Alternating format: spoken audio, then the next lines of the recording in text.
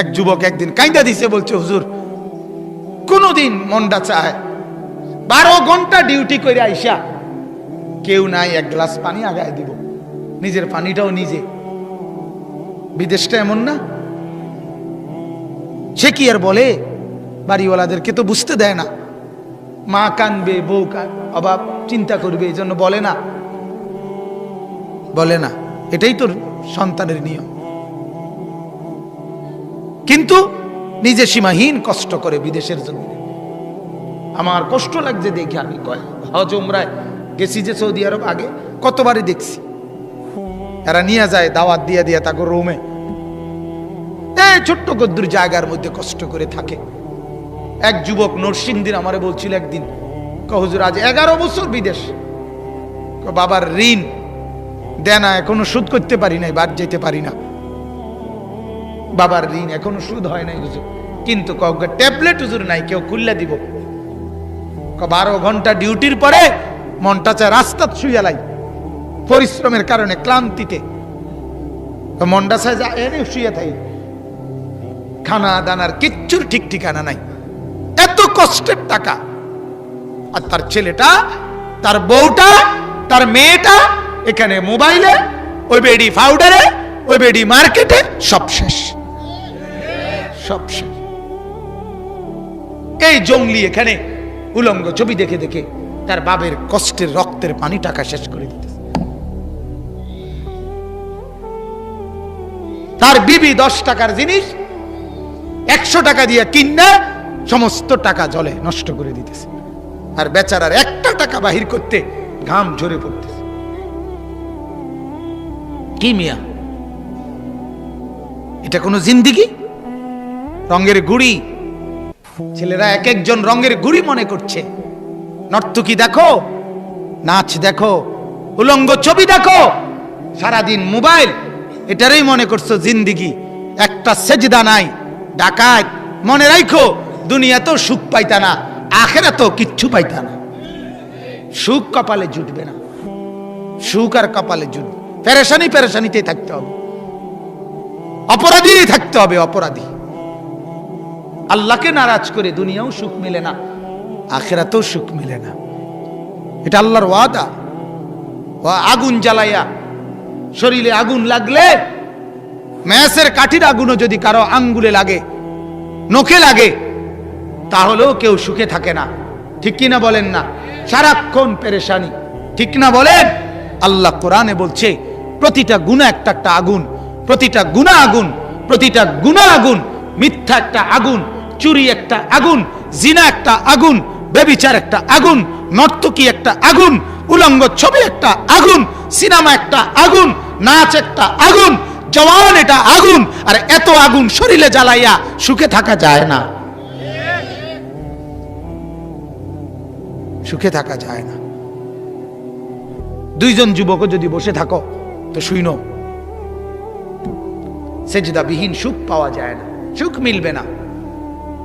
যৌবনের শক্তিও শেষ হবে, আখিরাতের পুঁজিও শেষ হবে।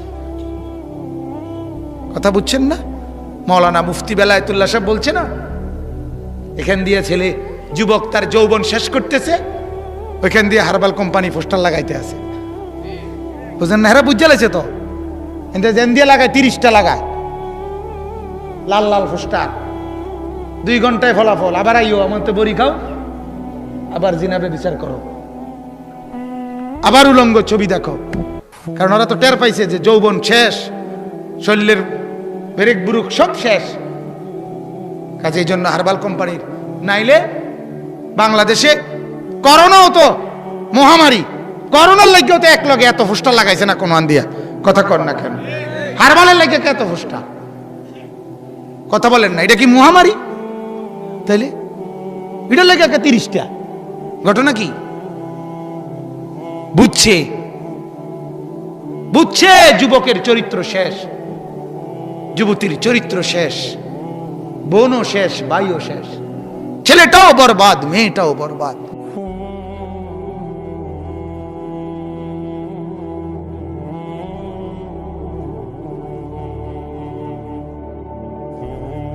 সারাদিন একটা সেজদা জোটে না, এক সপ্তাহে এক ওয়াক্ত নামাজ পড়ে না, এক মাসে এক ওয়াক্ত নামাজ পড়ে না, একটা বছর কোনোদিন ফজরের নামাজের সেজদা দিতে পারলো না। হায় হায়, তার হালাত কি আসলে,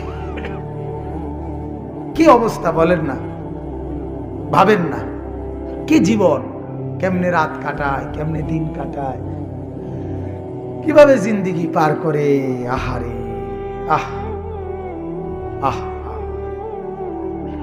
এই ঘুরতেছে ফিরতেছে, কার মেয়ের পিছনে ঘুরতেছে, কার মাইয়া দেখতেছে, উলঙ্গ ছবি দেখতেছে, নর্তকী দেখতেছে, কিতা দেখে, কি করে, লাভ কি লোকসান কি, কিচ্ছুর কোনো খবর, কোনো জিন্দেগির কোনো দিক নির্দেশনা, জিন্দেগির কোনো লক্ষ্য টার্গেট কিচ্ছু না, কিচ্ছু। এমনিতেই চলছে ফিরছে, খাইতেছে ঘুমাইতেছে, এই হলো হালাত। লাখ লাখ যুবক যুবতীর, ছেলে মেয়ের জীবন, যাদের জীবনের কোনো গন্তব্য নেই, যে নৌকায় উঠছে সেটা কোথায় ভিড়বে জানে না, কোথায় ভিড়বে জানে না, জিন্দেগি কোথায় গিয়ে লাগবে। মন চাইলে বিদেশ গেলাম, মন না চাইলে দেশে কাম করলাম, হ্যাঁ একটা না একটা কিছু, আর কিটা বাপ মায়ে তো চিন্তা করবো, পাইলে বিদেশ দিব, নইলে বা গ্রামে কাম লইয়া দিব, নইলে বাজারে দোয়ান লইয়া দিব, হেতারাই তো একটা না একটা বুঝ করিয়া দিব, আমার আর কিটা। এটা তো আসলে তা মানুষের জীবন হইতে পারে না। মানুষ মানে তো তার একটা টার্গেট থাকবে, তার একটা জিন্দেগির গতি থাকবে। আমি তো হাইওয়ান না, আমি জানোয়ার না ভাইয়া, আমি তো পশু না, আমার জীবনের একটা লক্ষ্য উদ্দেশ্য আছে। একটা বাসে উঠার পরে যদি কন্ট্রাক্টর জিজ্ঞাসা করে, ভাই তুমি কোথায় নামবা, সে যদি বলে না আপনার মন মতো একখানে নামাই দিয়ে, কথা কয় না, পুরা বাসের প্যাসেঞ্জার তারে পাগল কইতো না, আরে এই ছাগল কীর্তি উড়াইলি, এটা কিতে রে কি একখানে নামাই দিত, এই পাগল কীর্তি গায়, বলবে কি না বলেন? তো তাইলে একটা ছেলেকে যখন জিজ্ঞাসা করে কি করো, কয় ঘুরি গাড়িয়ে, পাগলে না তুই বেটা, গরজ গারজ কি দাবা, সুস্থ মানুষ আপনি ঘুরে গাড়ে কেমনে বলেন আপনি? ঘুরি গাড়িয়ে, ঘুরে গাড়ে বলে, এই ঘুরে গাড়ে সেই 3টা বাজে বাইরেছে, রাতের 12টা বাজে ঘরে আসছে, কিতা করছে, গুচ্ছি খাচ্ছি, বন্ধুদের লগে আড্ডা দিছি। কিতা আড্ডা, কিতা আড্ডাটা কি, কি আড্ডা কি দিছ, আহা কিছুই জানে না, কিছুই জানে না, ঘুরাঘাড়ি, এত বেহুদা, এত লক্ষ্য উদ্দেশ্যহীন, এটা তো পাগলের জীবন। পাগলের না কোনো লক্ষ্য উদ্দেশ্য নাই, পাগল কি করে না করে কিছুই জানে না, তার তো কোনো এহসাস অনুভূতি নাই। যার ব্রেন আছে, যার দিমাগ আছে, যার হাত পাও সচল, যার চোখ নাক কান সচল, যার ব্রেন এখনো তার ছিঁড়ে নাই, আহা সে এত লক্ষ্য উদ্দেশ্যহীন হয় না।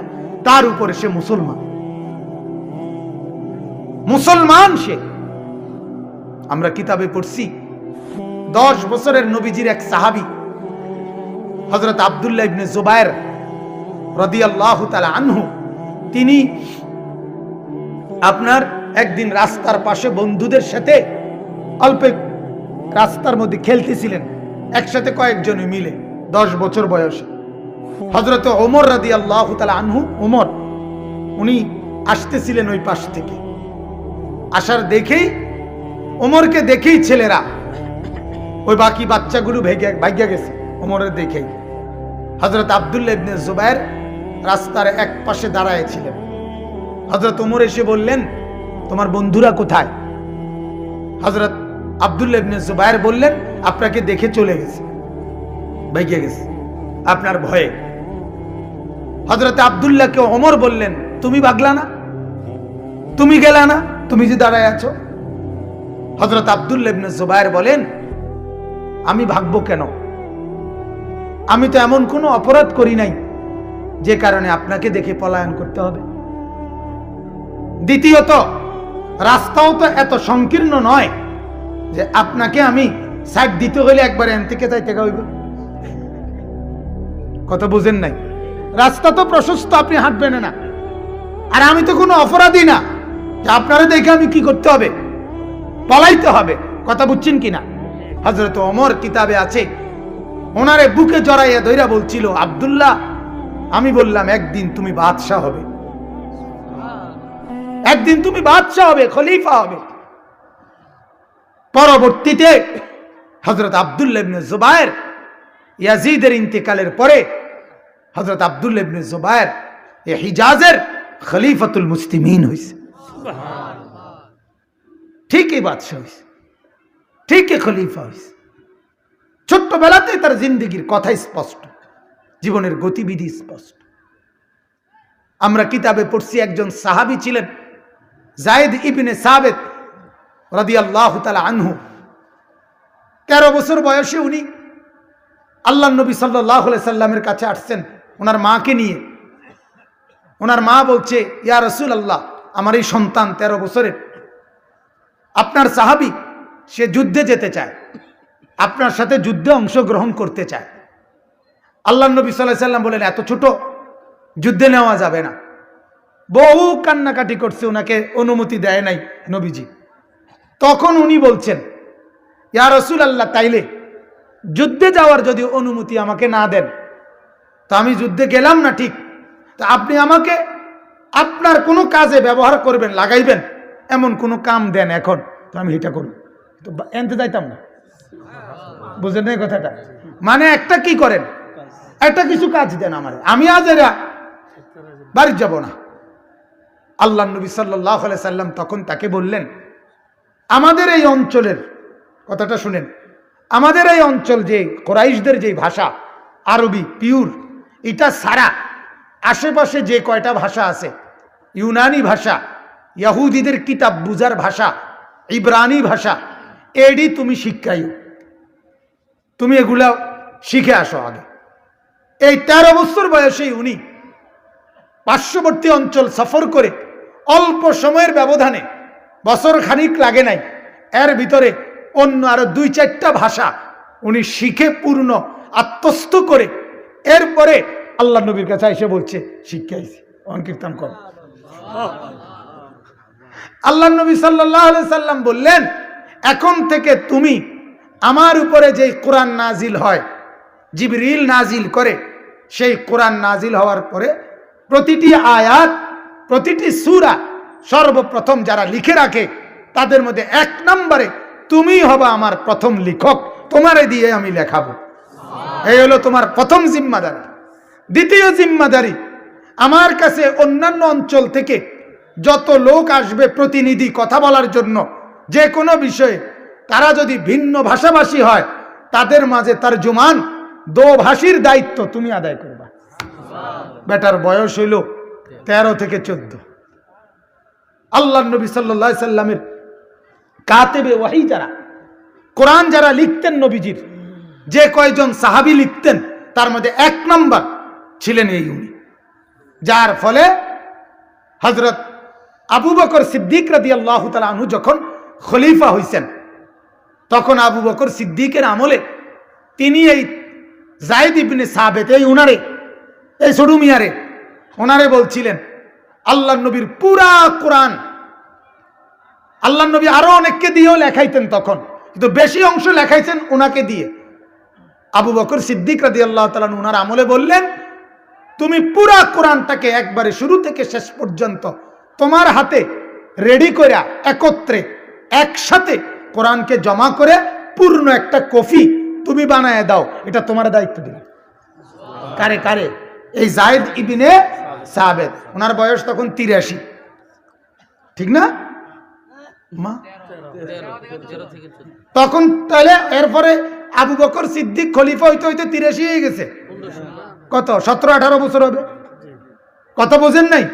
আমরা কিতাবে পড়ছি, উনি আবু বকর সিদ্দিক রাদিয়াল্লাহু তাআলা আনহুকে বলছিলেন, খলিফাতুল মুসলিমিন যদি এই পাহাড়টা, যেই পাহাড়টা মানে একটা পাহাড়ের নাম বলছে আর কি, যে এই পাহাড়টা যদি আপনি বলেন কাইটা, এই পাশের পাহাড়টারে এই পাশে একটা স্তূপ দিতাম, ধূপ দিতাম, আমি এটা পারুম, আমি এটা পারুম। আপনি যদি বলেন তো আমি ওই পাহাড় কাইটা এই পাশে লইয়া পড়ব, এনে থুপ দিয়ে এলাম। একটা পাহাড় কাইটা থুপ দেওয়ান মানে 200 মন মাটি আনুন না কি তা? ওনার হিম্মতটা দেখেন, যৌবনের হিম্মত দেখেন। আহা, আজ এক জগ ফানি দিতে কইলে হেতের মায় তারে পারতাম না, আবার বলছে তো কইছি না পারতাম না। বারবার বিরক্ত করেন কেন? এরকম বেয়াদব আছে কিনা বলেন না? তার মা বলছে তোর বাবারে শুধু টিফিন গাড়ির বাড়িত কইরা বাদগুন শুধু দোকান বাখরনগর বাজারে দোকানে দিয়ে তোর মা ফের বাদগুন হেতে পারত না। তার ওই অসভ্য বন্ধু তারে ডাকছে, ওই জানোয়ারের সাথে তো সে ফুর্তি করতে চলে যাবে, তার বাপের বাদ দিতে গেলে তো এখানে 20টা মিনিট সময় লাগবে, জানোয়ারের হাতে তো এই সময় নেই। তার অসভ্যপনা, তার নোংরামি, তার অশ্লীলতা, তার গুনাহ তারে কমজোর বানায় দিছে।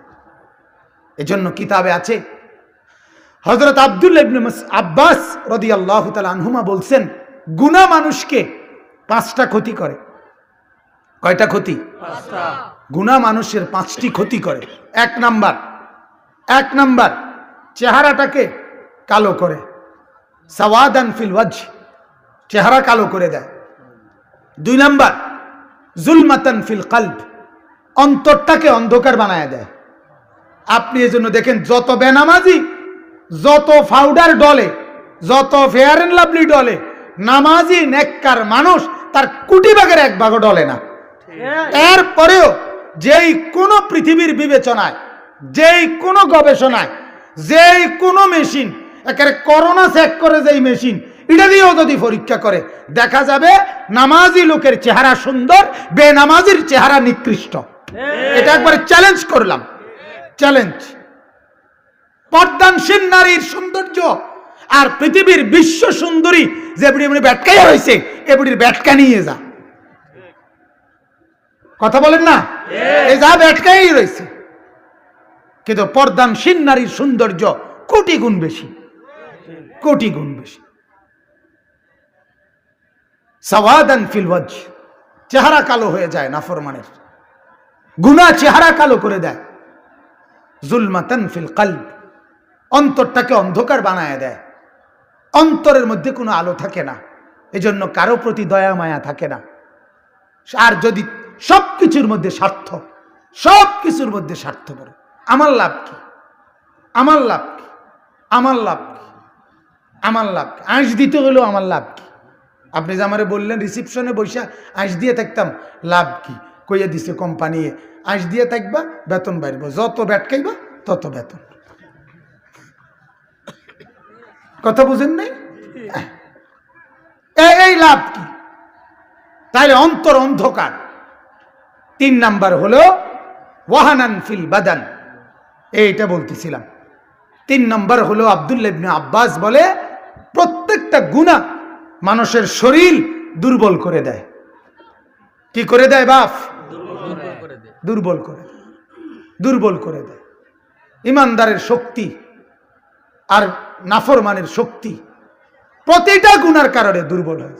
এজন্য পৃথিবীর কোন এক জায়গায় একজন ইমানদার খাঁটি মুসলমানও যদি একটা আওয়াজ করে, একটা গর্জন করে, সব বেঈমান এক লগে কাঁপতে শুরু করে। এটার কারণ এটা, এটার কারণ এটা। ওই মেয়ে একজন মাত্র মেয়ে, সে একটা আল্লাহু আকবারের তাকবীর উঠাইছে, সারা পৃথিবী, সারা পৃথিবী কাঁপছে, সারা পৃথিবী, সারা পৃথিবী। কি আশ্চর্য! এজন্য সমস্ত নাফরমান পাপী শরীরে বল নাই, এজন্য ষড়যন্ত্র করে, এজন্য বুঝে কোনোবারে এ লাভ মারে ভাল মারে তো মুখোমুখি লাগে না। 1450 বছরের ভিতরে মুসলমানদের ইতিহাস এটাই। মুসলমানদের সাথে যত জায়গায় যত বেঈমান যুদ্ধ করছে, এই 1500 বছরে শেষ পর্যন্ত বিজয় মুসলমানদেরই হয়েছে। কোনখানে মুসলমান চূড়ান্ত ভাবে নিশ্চিহ্ন হয় নাই, কোথাও না, কোথাও না। বলেন আলহামদুলিল্লাহ। আমার কাছে 1500 বছরের ইতিহাস, তারিখে উম্মতে মুসলিমা কিতাব আছে। উম্মতে মুসলিমার 1500 বছরের ইতিহাস পাই পাই করে আমরা পড়ছি আলহামদুলিল্লাহ। এজন্য প্রত্যেকটা পাপী যেই নাফরমান তার শরীরে বল থাকে না, দুর্বল হয়ে যায়। আর 4 নাম্বার হলো দাইকান ফির রিজক, রিজিক সংকীর্ণ হয়ে যায়। 4 নাম্বার ক্ষতি কি? রিজিক সংকীর্ণ, অর্থাৎ খানা খাদ্যের সবকিছুর মধ্যে বিধি নিষেধ আইসা পড়ে। সব কিছুর মধ্যে লক্ষ কোটি কোটি টাকার মালিক, রাজপ্রাসাদ, বিল্ডিং, দালান, টেবিল ভরা খাবার দারোয়ানে খায়, কাজের মহিলা খায়, গাড়ির ড্রাইভার খায়, সারে শুধু ভেজিটেবল খায়। সারে কি খায়? ভেজিটেবল, মানে মূলা শাক, মানে লাল শাক। স্যার বাংলা কোন? বাংলা বাংলা, ভেজিটেবল মারিয়েন না, কথা বুঝেন নাই? ভেজিটেবল কইলে এটা একবারে বিরাট কিছু হইয়া গেছে না, ভেজিটেবল কইলে ওইটা গরুর গোস্তের তলে, ঠিকই না কথা বলেন? এটা মুরগির গোস্তের তলে, এটা ইংরেজি মারলে লাভ নাই। এটা ভেজিটেবল, এটা মূলার শাক, লাল শাক, পুঁই শাক। পুঁই শাকও খাইতে পারে না, পুঁই শাকে অ্যালার্জি। তাইলে বিধি নিষেধ, অর্থাৎ জীবনটা সংকীর্ণ হয়ে যায়, অস্থিরতা পেরেশানি কাজ করে, শান্তি বলতে দিলের মধ্যে থাকে না, থাকে না। আপনার কোটি কোটি টাকার মালিক, কিন্তু খবর নিলে কানে কানে যদি জিঙ্গান এটি সব আমনেননি, কইব না কা ব্যাংকের ব্যাংকের ব্যাংকের ব্যাংকের উনি যে আইস দে ব্যাংকের তে লোনে আসে, এটা লোনের টাকায় হাসে উনি। ওনার যে বদনাটা এটাও লোনের উপরে, আলাদা নাম লেখে না। আর যেই পরিমাণ লোন নেয়, ওনার মূল ক্যাপিটাল থেকে লোন বেশি, ওনার পুঁজির থেকে লোন বেশি। তাইলে বুঝাইতে গেলে ওনার সবকিছু কিসের উপরে? লোনের উপরে। 900 কোটি টাকা লোন আমার কাছে দোয়া চাইছে, 900 কোটি টাকা। ভদ্রলোক ঢাকার শিল্পপতি, লোন দোয়া চাইছে আমার কাছে, দোয়া করতাম। আমি বলছি, আমি হাসতে হাসতে বলছি, না ভাইয়া, আমার পক্ষে 900 কোটি টাকার দোয়া করা সম্ভব না, এটা দোয়াও লাগবো হেরুম জাতের হুজুর দিয়া, আমার মতো এত দুর্বল হুজুর দিয়া 900 কোটি টাকার দোয়া, বাপরে বাপ। আমি 20-50 টাকার দোয়া করতাম পারি বেশিতে বেশি, কিন্তু 900 কোটি টাকার দোয়া করতে আরো বড় হুজুর লাগবে। সেদিন একজনে কইছি, আর হুজুর দেওয়ানবাগির হিতে হইলে ভালো আছিল, ওরে দিয়া করতে ভালো ছিল দোয়াটা, বেড়া লাসে গছে বেশি আছিল। বলেন নাউজুবিল্লাহ। তাইলে শান্তি নাই, দাইকান ফির রিজক, রিজিক কমে যায়, সংকীর্ণ হয়ে যায় জীবন জীবিকা। ওমান আরাদা আন যিকরি ফাইন্না লাহু মাঈশাতান দানকা, দনকা। আল্লাহ কোরআনে বলে, আমার স্মরণ থেকে যে বিমুখ হয়, আমার স্মরণ থেকে যে বিমুখ হয়, আমাকে ডাকার যার সুযোগ মিলে না, আমার সেজদার সুযোগ যার মিলে না, আমি সে মেহনত তো করে, দৌড়াদৌড়ি দৌড়ঝাপ্ত করে, সারাদিন পরিশ্রম তো করে, কিন্তু অভাব দূর হয় না, আমি তার জীবন সংকীর্ণ করে দেই। কেবল পেরেশানি আর পেরেশানি, অস্থিরতা আর অস্থিরতা, স্বস্তি মিলে না, অভাব শেষ হয় না। মূল কারণ নাফরমান, তোর সেজদা নাই। এজন্য আল্লাহর ওয়াদা, তুই যুদ্ধ করছিস আমার লগে, আর আমার লগে যুদ্ধ করে তুই শান্তি থাকবি কেমনে? ভাবলি ডাকাত, কেমনে থাকবি? হ্যাঁ, সুখ কেমনে মিলবে? পৃথিবীর নেককার একজন মাত্র মহিলাকে বিবাহ করে মৃত্যু পর্যন্ত সে তাকে দেখেই জীবন কাটায় ফেলে, তার সুখেই তার সুখ হয়ে যায়। আর তুই নাফরমান, হাজার লক্ষ বেড়ি দেখবার পরেও তোর সুখ শেষ হয় না। তুই কি সুখে আছো? তুই ক, কথা বোঝেন নাই আপনি? তোর উপরে যে আল্লাহর লানত, এটাই তো বড় লানত। তুই কাউরে দেখে তোর তৃপ্ত হয় না, এজন্য তুই সারাক্ষণই বেড়ি দেখো, সারাক্ষণই বেড়ি দেখো। নেককার তার একজন বিবাহিত স্ত্রীকে দেখেই মৃত্যু পর্যন্ত সুখ পায়।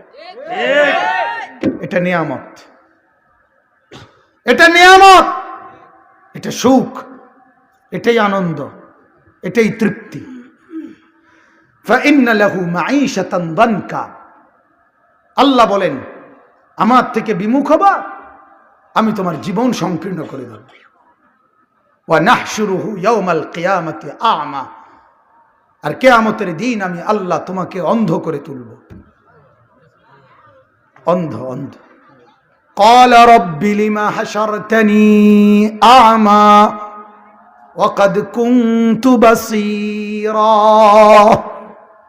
নাফরমান তখন আল্লাহকে বলবে, আল্লাহ আমি তো দুনিয়ায় চক্ষুওয়ালা ছিলাম, আমি তো দুনিয়া দেখতাম, আমার যে পুরা মনে আছে মাওলা, আমি তো দুনিয়া পুরাই দেখতাম।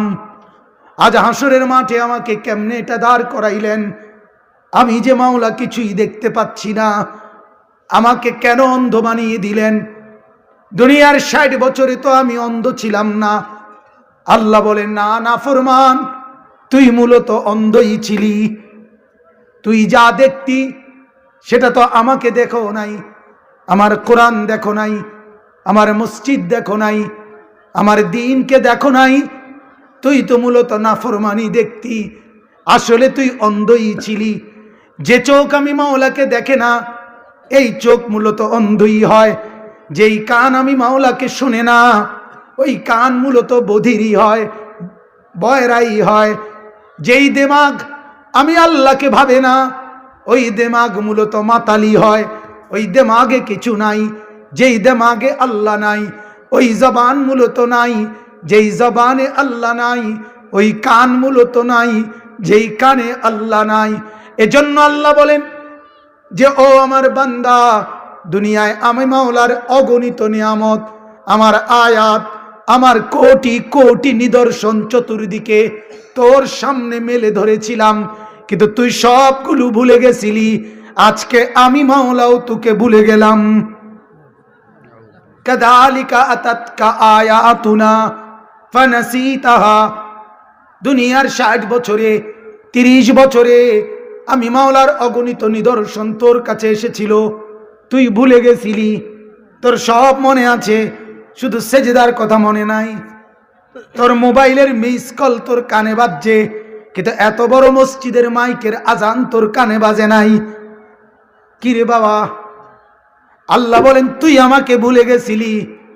ফাকাযালিকাল ইয়াউমা তুনসা। আজ আমি মাওলাও তোকে ভুলে গেলাম।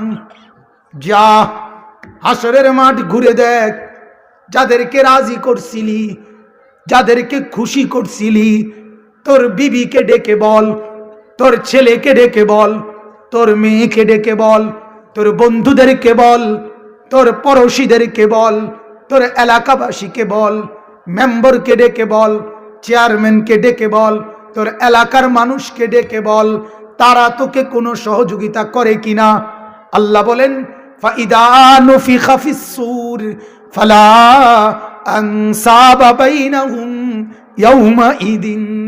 আল্লাহ বলে, বান্দা, ইসরাফিল যখন দ্বিতীয়বারে ফু দিবে আর হাসরের মাঠ কায়েম হবে, আল্লাহ বলেন, বান্দা, সেদিন কারো কোনো আত্মীয়তার কোনো পরিচয় মিলবে না। মা তার সন্তানকে চিনবে না, সন্তান তার মাকে চিনবে না, ছেলে তার মেয়েকে চিনবে না, পুরুষ নারীকে চিনবে না, ভাই বোনকে চিনবে না, কেউ কাউকে চিনবে না। ওয়ালা ইয়াতাসাআলুন। কেউ কাউকে ১ মিনিটের জন্য ভালো মন্দ, উপকার অপকার জিজ্ঞাসা করবে না। কালকে রাতেও আমি রাত ২টা বাজে আমার গাড়ি এক জায়গায় একটু থামাইছি, ব্রেক করছে, পিছনের গাড়িওয়ালা থাইমা গেছে, জানালা দিয়ে জিজ্ঞাসা করছে, ভাই কোনো জরুরত, মানে কোনো প্রয়োজন? এ তো দুনিয়া। রাতের ২টা বাজেও মিলে গেছে একজন যে জিজ্ঞাসা করছে, ভাই কোনো সমস্যা? তো রব্বুল আলামিন বলেন, হাসরের মাঠে কেউ জিজ্ঞেস করবে না। ওয়ালা ইয়াতাসাআলুন। কেউ জিজ্ঞেস করবে না, কেউ আত্মীয়তার পরিচয় দিবে না। ফামা লাহু মিন কুওয়াতিন ওয়ালা নাসির। আল্লাহ বলে, হাসরের ময়দানে তুমি যে এক জায়গা থেকে আরেক জায়গায় গিয়ে নিজের পানিটুকু আনবা, নিজের একটা জরুরত পূরণ করবা, আল্লাহ বলে, বান্দা, এই শক্তিটুকুও পাবা না। ওয়ালা নাসির। আবার কাউকে যে বলবা, ভাই ১ গ্লাস পানি দেন, ওই রকম একজন সহায়তাকারীও পাবা না। না তোমার শরীরে শক্তি থাকবে, না তোমার জন্য কোনো সহযোগিতাকারী মিলবে। এজন্য বন্ধু ভাবো, ওরা ভাবুক দোকান নিয়ে, আমরা ভাবি আখিরাত নিয়ে। কি বলেন? ভাবো, আমিও ভাবি, আপনারাও ভাবেন, আমিও ফিকির করি, আপনারাও ফিকির করেন। ফান্তাযিরু ইন্নী মাআকুম মিনাল মুনতাযিরিন। আপনারাও অপেক্ষা করেন, আমরাও অপেক্ষা করছি, আমরাও অপেক্ষা করছি, আমরাও ভাবতেছি। আল্লাহ আমাদেরকে বুঝার তৌফিক দান করুক। আমিন। তাহলে 1 নাম্বার কথা হলো, 4টা হইল। 1 নাম্বার চেহারা কালো হয়, মনে আসেনি? 2 নাম্বার দিল অন্ধকার হয়, 3 নাম্বার শরীরে শক্তি কমে যায়, 4 নাম্বার রিজিক সংকীর্ণ হয়ে যায়, 5 নাম্বার বুগদাতান ফি কুলুবিল খালক, মানুষের অন্তরে ঘৃণা তৈরি হয়। একটা লোক, একটা ছেলে বলুক, যে ছেলেটা নামাজ পড়ে না, বেহায়ার মতো যে ছেলেটা টোটো টোটো করে ঘুরে, তারে সমাজের কেউ 2 পয়সার সম্মান করে, হে আই আমারে কোক, আমি কিন্তু সাম তোরে কেডা সম্মান করে তো আমারে জানা, তুই বল। খারাইয়া মুতে যেগুলো, তারে কে সমাজে ইজ্জত করে, তুই আমার একটা বার দেখা। তোর সমান না, তোমার সমান আরেক দুষ্ট, হেইতে তোমার হেলো কয়, হেইতে তো মুতিন নেই। কথা বোঝেন না কেন? তো এক মুতিন না আরেক মুতিন না রে, এইটা তার ইজ্জত কি? তা এক ছাগল আরেক ছাগলের মিস কল দিলে এটার মধ্যে লাভ কি? কথা বোঝেন নাই আপনি? তোমার মতো আরেক বখাটে, তোমার মতো আরেক দুষ্ট, সে তোমারে ডাক দিলে কি লাভ হইল? তোমারে কোনো নেক আল্লাহর বান্দারা ডাকে কিনা, তোমারে কেউ ভালো মানুষরা সম্মান করে কিনা, এটা না দেখার বিষয়, এটা না দেখার বিষয়। এই জন্য আমি প্রায় বলি, যে লোক মন্দ, পুরুষ হোক নারী হোক, ছোট হোক বড় হোক, তার জীবনের সবচেয়ে বড় অভিশাপ হইল তারে তার মন্দ সঙ্গীরাও তারে অসতী বলে। এটা একটা মূল নীতি আমার, প্রায় বলি আমি, মনে রাখেন। কোন ছেলে অসিব্য মনে করেন, দুশ্চরিত্র, বখাটে, মদখোর, গাঁজাখোর, ফেন্সিখোর, বাবাখোর, ডাইলখোর, হ্যাঁ, নেশাখোর, মাতাল, ওই ছেলেটার ব্যাপারে আরেকটা নেশাখোর রে জিজ্ঞাইয়েন, আরেকজন মদখোর রে জিজ্ঞাসা করেন, যে তারে চিনে জানে, তারে জিজ্ঞাইয়েন তোমার দৃষ্টিতে ওইতে কেমন, কইব 1 নম্বর অসৎ। ঠিক কিনা বলেন? একারে কাটটা গাঁজাখোর, কাটটা নেশাখোর। আরে কি দারে কস, তুই তো কমপক্ষে ভালা কন দরকার, তোর লাইনের লোক। কথা বলেন না কেন? তুই তো কবা, তুমি তো বলা দরকার কমপক্ষে। না, উনি হলেন জুনায়েদ বাগদাদির স্বাস্থ্য ভাই।